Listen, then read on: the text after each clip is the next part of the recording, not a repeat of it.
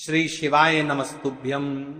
हर हर महादेव। महाराज, आप सभी लोग जानते हो कि 29 सितंबर 2025 यानी सोमवार को इस नवरात्रि की सप्तमी तिथि पड़ रही है और नवरात्रि का 7वां दिन भी पड़ रहा है। शारदीय नवरात्रि आश्विन माह की सप्तमी तिथि है और यह सबसे बड़ी तिथि है क्योंकि यह आश्विन माह में पड़ने वाले तिथि है। इस तिथि का सबसे बड़ा और विशेष महत्व होता है और इस दिन माता रानी का 7वां दिन भी है। माता रानी हमारे बीच में है। महाराज, इस दिन मात्र 108 चावल के दाने और 3 तुलसी पत्ती वाला उपाय नवरात्रि के 7वां दिन सोमवार इस उपाय को अवश्य करना चाहिए। देखिए, ये आश्विन माह की सप्तमी तिथि है और इस नवरात्रि की 7वां दिन है। आप सभी को पता है यह साल में केवल एक बार ही आती है। इस दिन केवल यदि इस एकमात्र उपाय को कर लेते हैं तो महाराज, जो भी हमारे जीवन में जो समस्या चल रही है, धन संपदा में कमी, कार्य में वृद्धि न होना, घर में दुख कष्ट, सारी समस्या समाप्त होती है क्योंकि यह उपाय एकमात्र आश्विन मास की सप्तमी तिथि और विशेषकर नवरात्रि में किया जाता है। पूरा साल निकल गया हो, आपने इस उपाय को आज तक किया ही ना हो, पूरा साल निकल गया हो, तो महाराज विशेषकर मेरी माता बहन नवरात्रि के 7वां दिन आश्विन माह की सप्तमी तिथि यानी सोमवार के दिन उपाय को अवश्य कर ले। देखिए, आप सभी जानते हैं कि मां दुर्गा का यदि कोई प्रिय उपाय है तो वह 108 चावल के दाने 3 तुलसी पत्ते वाला उपाय है और विशेष सोमवार। और आप सभी को पता है कि सोमवार का यदि कोई सा सबसे बड़ा उपाय है तो वह केवल मात्र 108 चावल के दाने और 3 तुलसी पत्ती वाला उपाय है। दाने के दिन सबसे बड़ा दिन किस समय करना है, ये बात हम आगे करेंगे। तो देखिए, ये 29 सितंबर सोमवार आश्विन माह की सप्तमी तिथि और नवरात्रि का समय आपको इस उपाय को करना है। मेरी कई सारी माताएं बहनें नवरात्रि में व्रत रखती हैं और पूजा पाठ करती हैं। उनसे विशेषकर निवेदन है, नवरात्रि के पावन पर्व पर एक छोटा सा कार्य रात्रि के समय अवश्य करें। अब देखिए महाराज, यदि आपके घर का कोई भी एक व्यक्ति इस दिन मात्र 108 चावल के दाने और 3 तुलसी पत्ती वाला उपाय कर लेता है तो जो भी पूरे घर परिवार में समस्या चल रही है वह सारी समाप्त होती है। भक्तों, शिव महापुराण की कथा में बताया गया है कि आश्विन की सप्तमी तिथि का सबसे बड़ा विशेष महत्व होता है क्योंकि मां दुर्गा हमारे बीच में होती हैं। जैसे कि 29 सितंबर सोमवार, देखिए नवरात्रि का 7वां दिन और सप्तमी तिथि भी पड़ रही है। यदि हम आश्विन माह में छोटे से छोटा दिन कोई सा भी उपाय करते हैं तो उसका फल तो हमें अवश्य ही मिलता है, लेकिन यदि सप्तमी तिथि पर करें तो उसका फल 100 गुना बढ़ जाता है। और मां दुर्गा विशेष नवरात्रि का 7वां दिन मात्र 108 चावल के दाने और 3 तुलसी पत्ती वाला उपाय 29 सितंबर सोमवार इस उपाय को अवश्य करें। आप सभी को पता है कि यदि सोमवार के दिन का यदि कोई सा उपाय है तो वह महाराज केवल चावल और तुलसी के दीपक वाला उपाय है और ऐसे मौके बार बार नहीं मिलते। देखिए महाराज, यदि हम नवरात्रि के इस विशेष पावन पर्व पर माता रानी के समक्ष और उनके इन विशेष दिनों पर यदि यह हम उपाय करते हैं तो महाराज ये उपाय और विशाल अत्यंत बलशाली हो जाता है। तो पीकर पर हमारे जीवन में चल रही कठिनाइयों समाप्त होती है। जैसे कि पितृदोष, कालसर्प दोष, वास्तु दोष, उसी प्रकार से हमें मात्र 108 चावल के दाने और 3 तुलसी पत्ती वाला उपाय को करना है। 29 सितंबर सोमवार सबसे बड़ा दिन आश्विन माह सप्तमी तिथि और नवरात्रि के 7वें दिन पर करना है। ऐसे मौके बार बार नहीं मिलते, केवल वर्ष में एक बार ही इस उपाय को करने का मौका मिलता है। देखिए, मेरी कई सारी अन्य माताएं बहनें हैं जिन्होंने इस उपाय को आज तक किया ही ना हो और उन्हें इस उपाय के बारे में पता नहीं परे कर उन्होंने अन्य माताएं, लेकिन आपको कार्य में पता नहीं परे में न मंदर ही ना हो। तो देखिए, आज की इस कथा से हम आपको जो उपाय बता रहे हैं उस उपाय को आपको नवरात्रि के इस 7वां दिन सप्तमी तिथि वाले दिन आपको इस उपाय को अवश्य करना है क्योंकि यह उपाय केवल विशेष तिथि पर और विशेष पावन पर्व पर ही किए जाते हैं। और देखिए, यदि इस उपाय को आपका घर का कोई एक व्यक्ति भी कर लेता है तो महाराज जी पूरे घर परिवार में चल रही समस्या साथ में समाप्त होती है। सबसे पहले आपको हम इस उपाय का महत्व बता देते हैं। चावल के दाने घर में माता लक्ष्मी का स्थायी वास करती है, क्योंकि यह स्वर्ण समर्पण वाला उपाय है। और इस उपाय को हम नवरात्रि के 7वें दिन पर कर रहे हैं। तो महाराज, यदि लक्ष्मी की समस्या है तो वह समस्या भी समाप्त होगी जो आपकी मुश्किल समस्या समाप्त होती हैं। और एक चुटकी हल्दी वाला दीपक, यह शुभ का संकेत है, यानी विवाह में अड़चन आ रही है या फिर कोई कार्य में, तो उसमें अवश्य सफलता प्राप्त होगी। इस उपाय को करने का तो फल हमें मिलता ही है, लेकिन यदि किसी विशेष तिथि पर किया जाए तो उसका भी हमें फल प्राप्त होता है। आश्विन माह, ये महीना मां दुर्गा को समर्पित है। देखिए महाराज जी, हमने हमारी पिछली बार की कई सारी शिव महापुराण की कथाओं में आपको इस उपाय को अच्छे तरीके से बताया भी है और समझाया भी है, लेकिन आज एक बार फिर से हम आपको इस उपाय को समझाएंगे, क्योंकि 29 सितंबर सोमवार का दिन सबसे बड़ा और विशेष दिन है। देखिए, यदि आपने इस मात्र 108 चावल के दाने और 3 तुलसी पत्ती वाला उपाय को कर लिया तो आपको इस उपाय का वह फल मिलेगा जिसकी आपने कभी कल्पना भी न करी होगी।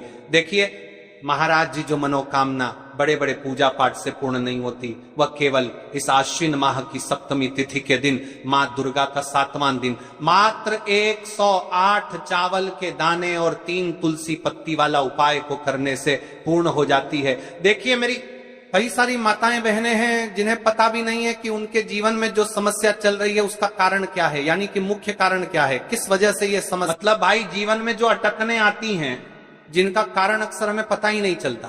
देखिए महाराज, आपके जीवन में जो भी समस्या चल रही है, वह काल सर्प दोष, वास्तु दोष या फिर कोई अन्य समस्या, आपके घर में माता लक्ष्मी का स्थायी वासना होना, बार बार लड़ाई झगड़ा या फिर विवाद होना, यह सबसे बड़ी समस्या है।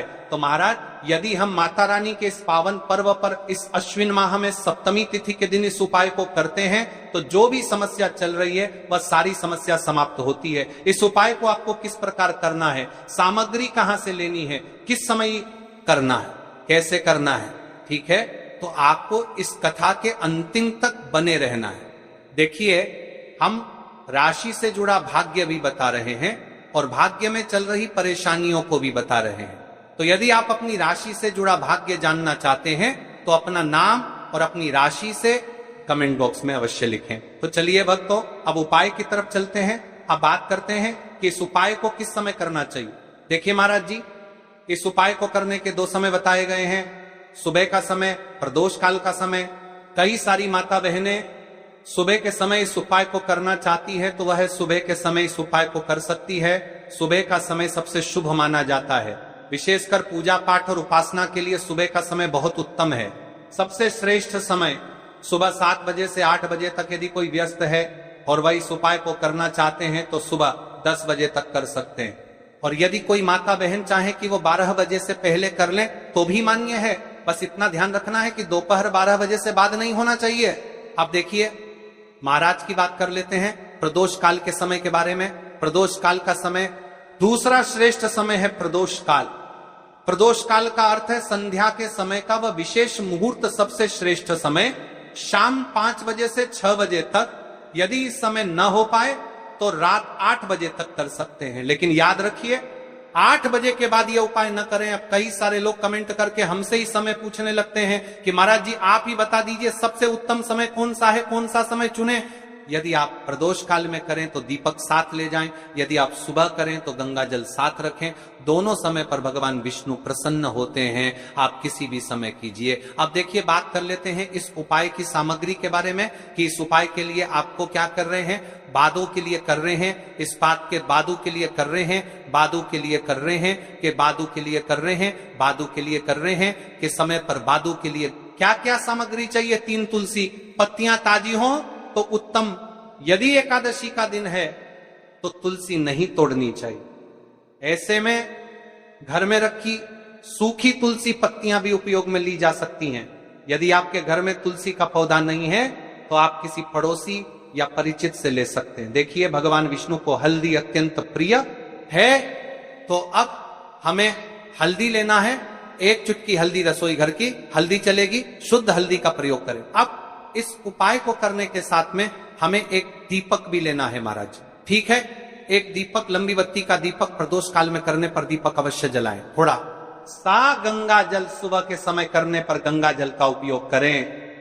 भगवान विष्णु की प्रतिमा या चित्र, भगवान विष्णु, श्री राम या श्री कृष्ण की प्रतिमा रखें। अब हम इस उपाय की पूरी विधि विस्तार से समझते हैं। शुद्धि और प्रारंभिक प्रार्थना, सबसे पहले आप स्नान कर लें या कम से कम हाथ मुंह धो लें, स्वच्छ वस्त्र पहने और पूजा स्थान को साफ करें। दोस्तर के परतान भगवान विष्णु की प्रतिमा के सामने आसन बिछाएं, तुलसी से प्रार्थना करके 3 पत्तियां लेना। हे माता तुलसी, मेरे जीवन में अनेक कष्ट हैं, मैं आपसे विनम्रता पूर्वक 3 पत्तियां ले रही हूं, कृपया मेरी मनोकामनाएं पूर्ण हो। अब 3 तुलसी पत्तियां तोड़ लें, हल्दी लगाना। अब उन 3 पत्तियों में से 2 पत्तियों पर हल्दी की छोटी छोटी बिंदी लगाएं। यह पत्तियों में बिंदी शुभता का प्रतीक है, ऐसा करने से पत्तियां और भी पवित्र हो जाती हैं। दीपक या गंगा जल का प्रयोग, यदि आप प्रदोष काल में है दीपक जलाएं, यदि आप सुबह कर रहे हैं गंगा जल का स्पर्श करें। 2 तुलसी पत्तियां अर्पण करना। आप जिन 2 पत्तियों पर हल्दी लगी है उन्हें भगवान विष्णु की प्रतिमा के सामने अर्पित करें और कहें, हे श्री हरि, मैं आपको ये तुलसी पत्तियां अर्पित करती हूं, कृपया मेरी मनोकामनाएं पूर्ण करें, मेरे कष्ट दूर करें, मेरे परिवार में सुख शांति लाएं। नमो नारायणाय। अब अपनी समस्या या मनोकामना स्पष्ट रूप से बोलें। जैसे मेरे घर में कलह है, कृपा कर इसे दूर करें। मेरे घर में कलह, मेरे बच्चों को शिक्षा में सफलता मिले, मेरे घर में धन की कमी दूर हो। तीसरी तुलसी पत्ती का प्रयोग, अब बची हुई तीसरी पत्ती को आप घर के किसी शुभ स्थान पर रख दें, जैसे घर का मंदिर, धन स्थान, तिजोरी, अलमारी या घर का पवित्र स्थान। ये पत्ती आपके घर में समृद्धि और शुभता का प्रतीक बनेगी। अंत में भगवान विष्णु से प्रार्थना करें, हे विष्णु भगवान, आपने ये छोटी सी भक्ति स्वीकार की, कृपा कर मेरे जीवन में शांति और सुख प्रदान करें। फिर तुलसी माता को धन्यवाद दें। मंत्र जाप, उपाय करते समय आप सरल मंत्र जप सकते हैं। नमो नारायणाय 11 बार या श्री विष्णवे नमः 21 बार उपाय करने के बाद का फल। अब देखिए महाराज जी, इस उपाय का फल क्या होता है? घर में शांति बनी रहती है, धन की वृद्धि और आर्थिक स्थिरता आती है, मनोकामनाएं धीरे धीरे पूर्ण होती हैं, परिवार में प्रेम और सौहार्द बढ़ता है, रोग और बाधाएं दूर होती हैं। तो भाइयों और माताओं, यह था 3 तुलसी पत्तियों और हल्दी का उपाय। यह उपाय छोटा है, सरल है, लेकिन इसमें अपार शक्ति छुपी हुई है। श्रद्धा और विश्वास से इसे करें, भगवान विष्णु और तुलसी माता अवश्य प्रसन्न होंगे। अब चावल के दाने वाला उपाय सुन लो। देखिए, 108 चावल के दाने और एक हल्दी के दीपक के उपाय के बारे में तो देखिए, 108 अखंड चावल के दाने और हल्दी का दीपक, तो भोलेनाथ की कृपा से मनोवांछित फल प्राप्त होता है। आज मैं आपको हर छोटे छोटे चरण को विस्तार से समझाऊंगा। कई सारी माता बहनें उपाय को बहुत जल्दी करती है और फिर कहती है, शिव हमसे प्रसन्न नहीं होते, सबसे पहले मन को शांत कर लो। सुबह हो तो नित्य स्नान करके स्वच्छ वस्त्र पहन लो। यदि प्रदोष काल में कर रहे हो तो भी साफ सुथरे कपड़े पहनो, मन में सच्ची श्रद्धा और विश्वास हो, यही सबसे बड़ा साधन है। आत्मा में अहंकार या जलन न रखो। उपाय केवल शिव मंदिर में किया जाना अनिवार्य है, घर में नहीं। मंदिर में ही करना है। 108 अखंड चावल के दाने, एक एक दाना पूरा फटा हुआ ना हो। तार का ले सकते हो या घर की रसोई के दाने भी चलेगा। हल्दी का दीपक, जो कि गेहूं के आटे से दीपक बनाए और उसमें हल्दी पीसी अच्छी मात्रा में मिलाए। नमक बिल्कुल न डालना है। दीपक में रुई की बत्ती लंबी और तेल भरे। तेल के लिए तिल का तेल आदर्श है, पर आप तिल, सरसों, साधारण दीप तेल में से कुछ चुन सकते हो। कम से कम इतना तेल डालें कि दीपक स्थिर जलता रहे। हमें इस उपाय को यदि सुबह के समय कर रहे हैं तो आपको एक लोटा शुद्ध जल शिवलिंग पर जलाभिषेक के लिए लेकर के जाना है। यदि आप इस उपाय को करने के साथ में कोई अन्य सामग्री भी लेकर के जाना चाहते हैं तो आप वह भी लेकर के जा सकते हैं, ठीक है। जैसे कि फूल, कुछ ताजा पुष्प, 1-2 पुष्प मंदिर के लिए और एक पुष्प घर ले जाकर रखने के लिए। यदि आप इस उपाय को करने के पश्चात शिव जी की शिवलिंग पर पुष्प समर्पित करना चाहते हैं अष्टगंध समर्पित करना चाहते हैं बेलपत्र, तो आप यह अन्य सामग्री भी समर्पित कर सकते हैं, लेकिन हमें सबसे पहले उपाय करना है। उसके पश्चात अब देखिए महाराज जी, आपको एकदम शुद्ध अच्छे से अखंड एक छोटी सी पोटरी कागज था पुड़िया, जिनमें 108 चावल के दाने बांधकर रख लीजिए। एक छोटा बर्तन दीपक रखने के लिए, ताकि तेल टपकने से समस्या न हो। अब देखिए महाराज जी, हम इस उपाय को कर रहे हैं, तो हमें इस उपाय को करते समय कुछ सावधानियां भी भारत नहीं है, इसलिए हम आपको उपाय को विस्तार से बता रहे हैं, अच्छे से बता रहे हैं, ताकि आप कोई भी गलती ना करें और आपका उपाय सफल हो। तो देखिए हम बात कर लेते हैं हल्दी के दीपक के बारे में, हल्दी दीपक बनाने की विधि। अब मैं आपको दीपक बनाने की विधि विस्तार से बताऊंगा, साधारण है, ध्यान से बनाइए। एक साफ बर्तन में गेहूं का आटा आवश्यकता अनुसार निकालिए, छोटी सी लोई के बराबर आटा ले लीजिए, इसमें एक चुटकी हल्दी पाउडर अच्छी मात्रा में मिला लीजिए। हल्दी रंग दीपक को शुभ बनाती है, नमक बिल्कुल न डालें। छोटी छोटी लोई लेकर बीच में गड्ढा बना दीजिए, दीपक का आकार कटोरी जैसा होगा, ताकि तेल और बत्ती आ सके। दीपक में रुई की बत्ती रखें, रुई को बीच से थोड़ी लंबी रखें ताकि बत्ती दीपक से ऊपर रहे। अंत में दीपक में तेल भरें, ध्यान रहे कि तेल बत्ती के आसपास पर्याप्त रहे। अब दीपक प्रज्वलित करने के लिए तैयार है। दीपक पूरी तरह सूखा न हो, नर्म आटा आवश्यक। दीपक को जलाकर परीक्षण कर लें, ताकि मंदिर में जलाते वक्त समस्या न हो। अब हमारा दीपक बंद करके तैयार हो गया है।